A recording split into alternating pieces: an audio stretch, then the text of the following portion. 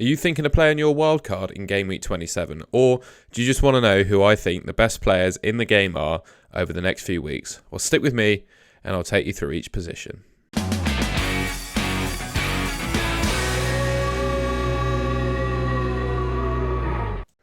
Now, before we actually start looking at players to pick, I think we definitely need to just consider the fixtures we've got coming up over the next few weeks. So as we all probably know now, Game Week 27 is a double followed by a blank in Game Week 28 and another double in Game Week 29. Only 4 teams double in 27, a further 6 are blanking in 28, and 12 teams in total double in 29. So for me personally, I think the best picks at the moment are players that obviously double in 27, don't blank in 28, and also double in 29. And you can see there's only one team that does that, and that's Brentford. I think, we all probably know who the best assets are from Brentford already.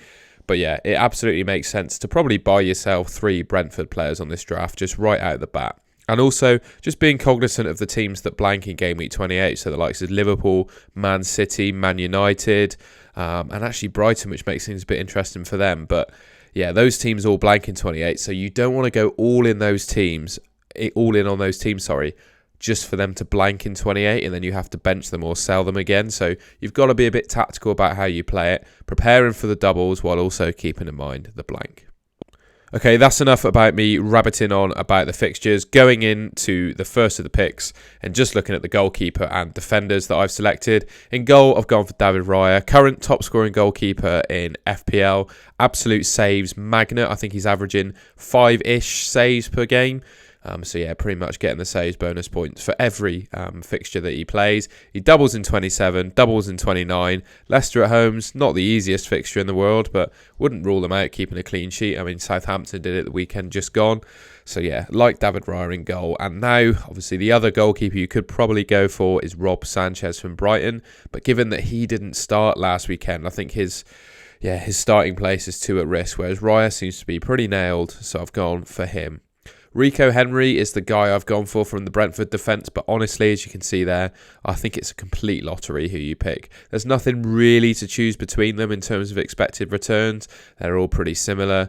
I'd say Pinnock and me are more likely to play the most minutes, but just naturally being a fullback, you'd imagine Rico Henry gets forward a bit more, but ultimately I think you should just pick one and run with them. Maybe your budget doesn't allow you to go for Ben Mee and then your options are limited anyway, but yeah, in my opinion, I've gone for Henry. Nothing much to separate them. Pick one and run with them.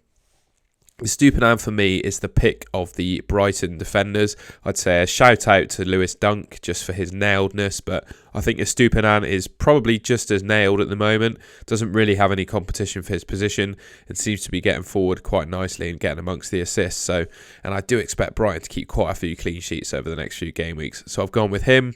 And then the best defender in FPL by far this season, Kieran Trippier. There's absolutely no way I'm not picking him. He doesn't double in 27, he does in 29, and he's got Forest away in 28. So 4 nice fixtures in the next 3.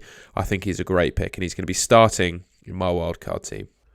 I'm just going to very rudely interrupt myself to say, if you're enjoying the video so far and finding it useful, please leave a like rating and subscribe to the Golden Goal channel. I'm trying really hard to hit 1,000 subscribers before the end of the season, and I'd really appreciate it if you could come along for the journey with me. Back to the video. On to the midfield now, and it's no real surprise that I've gone for some Brighton players, given they both have a double game week. So March and Matoma are my 2 picks.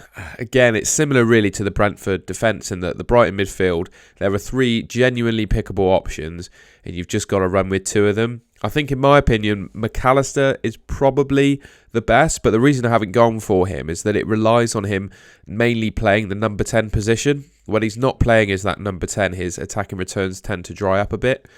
So for me, it's a bit of a risk is whether he'll play that position every game. I do think they'll maybe rotate a little bit, which will leave McAllister playing a bit deeper and not necessarily getting amongst the returns. Solly March, I think he's got the best underlying numbers of all the Brighton midfielders. I think he's on 0.9 expected returns per 90 after the World Cup, which is just a ridiculous figure. Mainly weighted towards assists as opposed to goals, but one of the tactical insights there really is De Zerbi, the Brighton manager, he tends to put a lot of attacking responsibility on Solly March, and I think in his previous roles, I saw a big Brighton fan on Twitter suggesting that in his previous clubs, De Zerbi put a lot of attacking responsibility just generally on the right winger. So yeah, Solly March looking like a really good option. And I've also gone for Matoma. I think he's probably the most talented of the three players. Obviously, McAllister's a World Cup winner, so there's no dissing him. But yeah, I think he's the best on the eye, but doesn't necessarily have the underlying numbers to back it up. But he seems to be scoring pretty much every week, so I can't really ignore him. And if you look at the Draft Hound expected points for Game Week 27, he comes out on top. So arguably, he's actually the best captain. So I do think it's going to be difficult to go without him. So March and Matoma are my two Brighton picks, but I think you could go with any three. And then Saka and Rashford, don't think there's too much surprise in the two of them. Saka, importantly, not blanking in Game Week 28, which is why I've gone for him. And Rashford just being on absolutely unbelievable form. I think even on a wild card, given that he blanks in 28, you still have to go for him, just because that double in 29 looks so good. Yeah, I'm just going to have to bench him in 28, I think. But yeah, that's the midfield. Then up front, it's not particularly exciting. I think most people are going to have this front line going into Game Week 27, but it's Kane, Haaland and Toney. Harry Kane, probably the most reliable, well, one of the most reliable players in the game this season. Scoring goals pretty much no matter how bad Spurs have actually been. He doesn't have any double game weeks, but importantly, he doesn't have any blanks either. So I think I'm going to be hard-pressed to sell him going into Game Week 29 with Everton away. I think I'm just going to hold him throughout. And yeah, Forest at home for 27, lovely fixture. Southampton away, same again, and that's the game week that some teams blank. And then Everton away for 29. I think that's three really nice fixtures, even without a double. Now, the main debate on this one is, do you go with Erling Haaland or do you pick someone like Ollie Watkins, who seems to be in really good form and importantly doesn't blank in 28 and doubles in 29? For me, it's a bit of a lottery as to who you pick out of that lot. Obviously, if you go for Haaland, you're expecting him to get more points in 27, whereas Watkins, the points are going to come in 28 and 29. And importantly, they save you a free transfer you might want to use elsewhere. So likely you'd go with Erling Haaland this week and you'd probably use a transfer next week to bring in Ollie Watkins, who obviously doesn't blank in 28 and has a double when Haaland plays Liverpool. So that could be a way to play it. Or you could go with Ollie Watkins. To be honest, I don't think there's a whole lot in it. So I've stuck Erling Haaland in this team, but I don't really think I can make an argument against someone going for Ollie Watkins instead. And then finally, no surprise, I think this guy's pretty much nailed in everyone's FPL team at the moment. It's Ivan Toney, arguably the best captaincy pick. I don't think the algorithms are necessarily favouring him, but just the fact he's nailed on penalties, seems to score in pretty much every game I see him play, or just be the outstanding player for Brentford anyway. He just looks really good form, and I think he'll be playing for his life before he gets his ban. So yeah, Toney's in, and he's my captain at the moment. And I think it's important just to acknowledge the bench as well. So I've pulled out the full team plus the bench. I've gone for Kepa, Zinchenko, Maddison and Botman.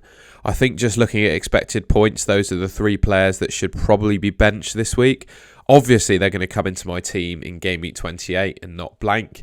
Maddison is a bit disappointing in 26 as I wildcarded him myself last week, but I think he's a great option. His attacking returns numbers seem to be really, really good. I think he's slightly differential. He's obviously still going to be popular, but the likes of Odegaard or Martinelli are probably going to be higher owned, so he offers me a bit of a differential, and importantly, doubles in Game Week 29. He's going to be benched this week, though, with the Chelsea fixture. I just think the rest of the players I've got in play are probably better. And then Botman just sits on my bench. Probably the best 4.5 million defender in the game, or at least the best one that doesn't blank in 28 and doubles in 29. So for that reason, all of those players are in. And then I've just got the alternatives there on the right. So as I said, you could have either me or Pinnock from Brentford. There are three Brighton midfielders I think you can pick from. McAllister being the one that's left out, and then Watkins as well. Could quite feasibly pick him over Haaland if you wanted to. And yeah, this team for Game Week 27 is predicted to get 96 points. And that concludes the video. A short little run through of, in my opinion, the best wildcard team for Game Week 27. If you enjoyed the video, please leave a like rating, subscribe to the Golden Goal channel, and let me know what you think of my picks in the comments. I'm very happy for people to disagree with me. Ultimately, FPL is all about difference of opinion. So if your opinion is different than mine, I'd be interested to hear it. I'll see you in the next video.